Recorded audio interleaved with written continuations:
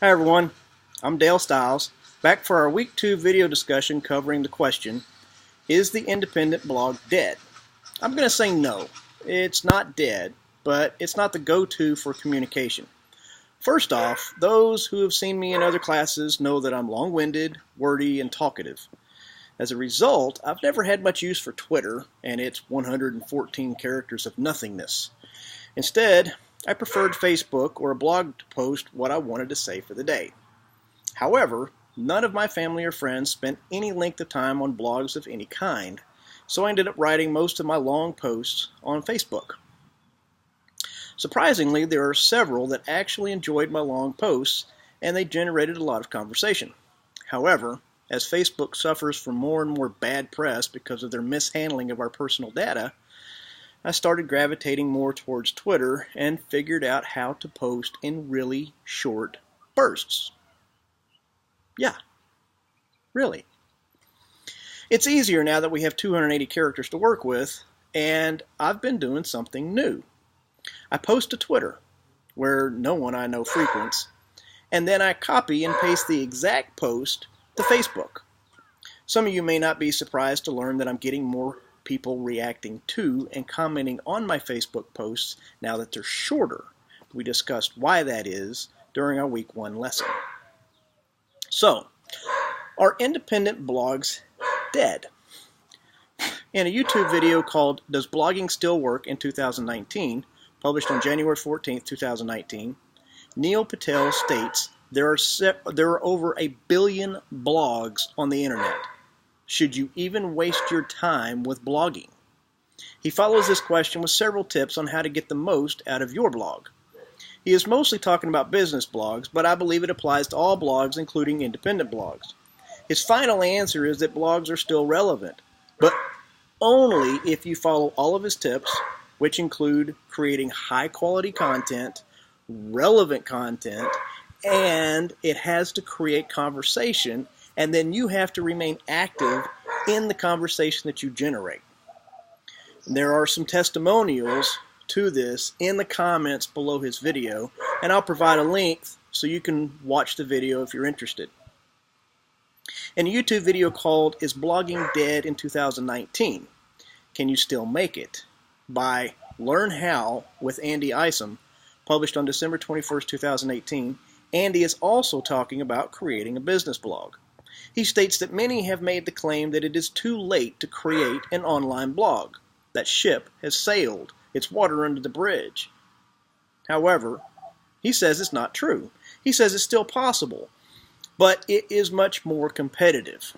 He also mentions the saturation of YouTube channels and states that it is possible to create YouTube channels that attract a lot of viewers. Not everyone that starts a blog or a YouTube channel will find success.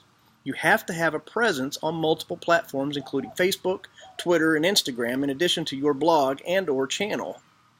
These other platforms and email marketing help drive traffic to your blog. Again, I'll drop a link in our classroom discussion box if you're interested.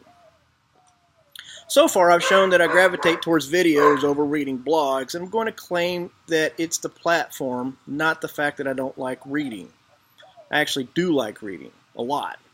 It's just that I find that a lot of blogs have irritating pop-up ads, videos that have to load before I can get to the rest of the content, everything just freezes, and other distracting mannerisms that prevent me from focusing on what I'm trying to read.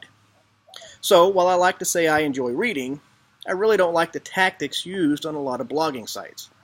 However, my next example is going to come from an actual blog because I felt it was important to use the medium we're discussing to answer the question we're asking. So this brings me to a blog titled, Is Blogging Dead in 2019? Why is it still okay to use Blogger? By Asa Bell. She says, if you look at it as a trend, or rather a fad, then yes. And it's all capital letters and bold.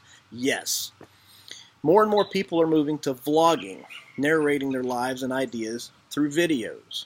She goes on to say, if you look at it as a tool for your business, whether you're marketing your products or services, or a platform to share information and help other people, then No. Again, bold and capitals. She backs this up with this statement. There's always going to be an audience out there who prefers a quicker and faster way to help them out by simply reading information instead of sitting through a 20-minute video. I'm going to say that I completely agree with her last statement. When I was going through a lot of stomach issues that led to a terribly painful ulcer, lack of sleep, and things I wouldn't wish on my worst enemy, I learned that the folks I followed the most on YouTube were also on various blogging platforms, Facebook, Twitter, and Instagram.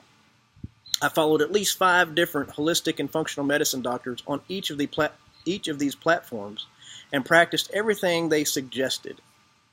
After a few months, I recovered and avoided surgery for a hiatal hernia. I've been able to live without medicine for a few months now. I sleep better, and I have more productive hours during my day. But relapse is usually a bad food choice away. So I still follow these doctors frequently. I communicate with them, and they communicate with me on several of these platforms.